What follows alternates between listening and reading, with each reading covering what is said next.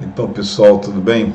Eu vou mostrar para vocês agora aquele vídeo que eu tinha prometido, que a gente começou a fazer aquela live e tal, e vocês me pediram para manter, para gravar, né? E na hora a gente não estava podendo gravar, então vou começar a falar sobre o mesmo assunto que a gente falou da última live, que são os acionamentos por marcas temporais codificando linhas lógicas. Como é que é isso? Você tem, por exemplo, um número, o valor acumulado de um contador, por exemplo, né? E que você quer em cada valor fazer com que haja um acionamento. Por exemplo, imagina um contador que está contando de 0 a 100 minutos e que você deseja fazer um acionamento em 4 minutos, outro acionamento em 10 minutos. E você tem uma base de tempo, o seu clock, a sua base de tempo é de 1 minuto. E essa base de tempo vai criar um evento na entrada do contador. O contador é sensível a borda, é sensível a transições, a eventos, enquanto que o temporizador é sensível a uma base de tempo interna que a gente escolhe para ele. Aí a cada 1 minuto você tem lá um clock no interior do seu computador que vai fazer incrementar o valor acumulado. A ideia é pegar esse valor acumulado e exteriorizar ele em forma de bits. Se ele está variando lá de 0 a 100, por exemplo, você vai contar de 0 a 100 em binário ao invés de contar em decimal e vai codificar esse valor em binário para fazer os acionamentos.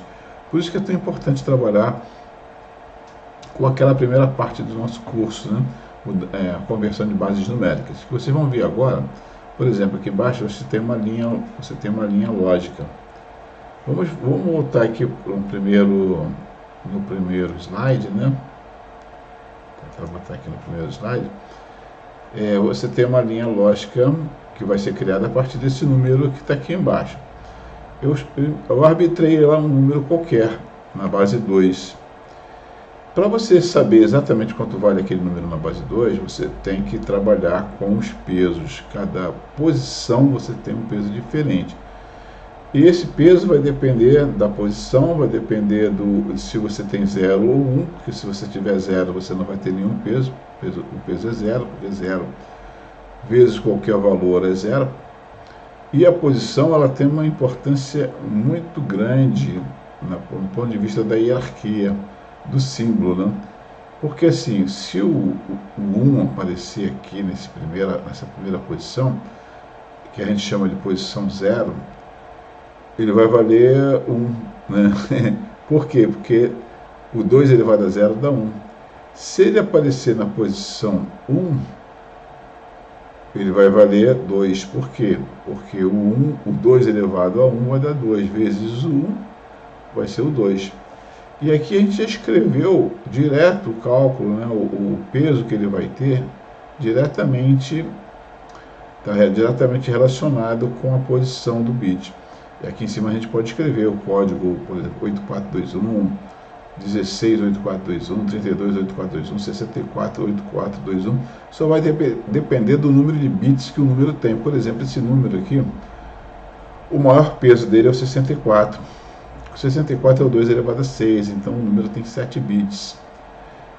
Estou trabalhando com o número de 7 bits, embora não esteja aparecendo o peso do 64, porque a posição está sendo ocupada pelo 0. O 32, por exemplo, está aparecendo, porque a posição a quinta posição ela está sendo ocupada pelo 1. Então, a gente já parte do seguinte princípio.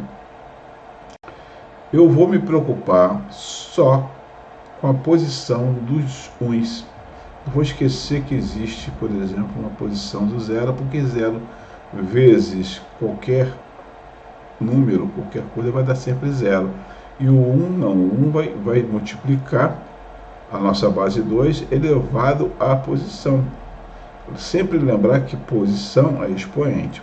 Por exemplo, aqui eu não tenho ninguém na posição 0. O 1 não existe. O que existe aqui é o 0. E 0 vezes qualquer coisa é 0.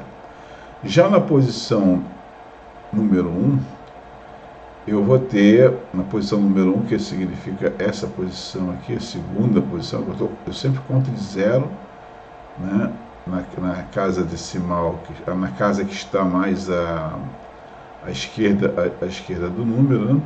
E vou começando 0, posição 0, posição 1, posição 2, 3, 4, 5, posição 6.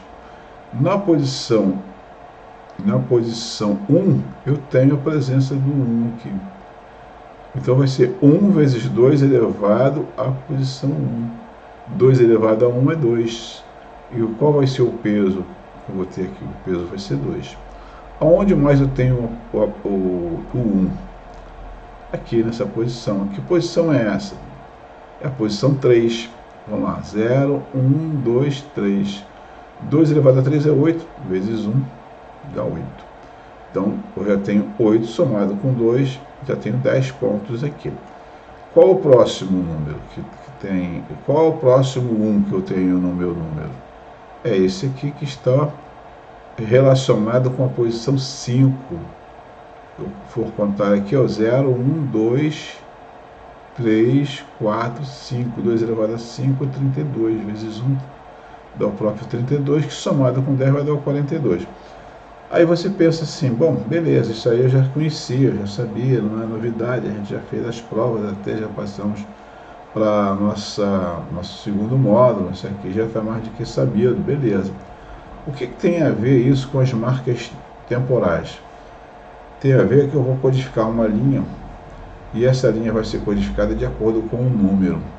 E eu vou tornar essa linha verdadeira de acordo com o número que eu quero que seja o acionador da minha saída. Por exemplo, imagina que que eu quero em 42 minutos fazer o acionamento de um misturador, tá? Então, 42 minutos eu vou acionar um misturador. Como é que eu codifico o 42? Aí sim, a gente vem para cá. Aí vamos chegar aqui, ó. Vamos codificar o 42 da seguinte forma. Aonde tiver 0, eu vou colocar contato normal fechado. E aonde tiver 1, eu vou colocar contato normal aberto. Mas por quê?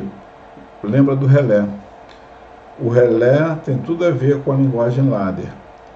A corrente que passa na bobina do relé é o conteúdo que está no endereço do meu contato. Se o conteúdo for igual a 1, é porque está passando corrente na bobina do relé. E se estiver passando corrente na bobina do relé, eu vou tornar permissivo o contato normal aberto. Por isso que onde tem 1, eu vou colocar o contato normal aberto. E onde tem 0, eu vou colocar o contato normal fechado. Assim eu digo, olha, está permissivo porque tem 0, está permissivo porque tem 1, está permissivo porque tem 0, está permissivo porque tem 1. E se todo mundo for permissivo, eu vou ter essa linha totalmente conduzindo. Ela vai ser uma linha, eu vou dizer que essa linha é uma linha totalmente verdade, totalmente verdadeira. Beleza? Então a linha é totalmente verdadeira, beleza. Aí o que vai acontecer? Eu vou fazer o acionamento. Mas se eu quiser fazer esse acionamento num outro tempo, por exemplo, em 50 minutos, bom, claro que esse número aqui vai mudar. E se esse número mudar, vai mudar também o que? A codificação da linha. Então, eu vou criar codificações distintas para números distintos, de forma a fazer os acionamentos exatamente naquele tempo que eu quero fazer. Então, pessoal, eu acredito que vocês tenham entendido aí a situação da aula, né?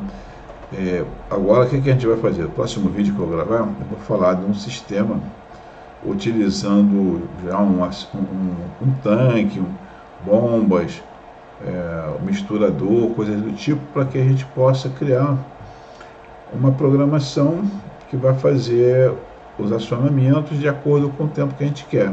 No tempo, por exemplo, de 2 minutos, eu vou fazer acionamento de uma bomba, e no tempo de 5 minutos eu vou fazer acionamento de uma outra bomba, eu vou usar o misturador, eu posso usar até o aquecimento.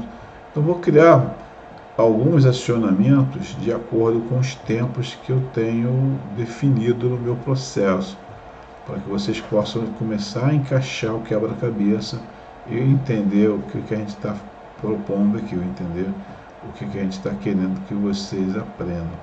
Tá tranquilo, pessoal? Abraço a vocês aí. Tudo de bom e até o próximo vídeo.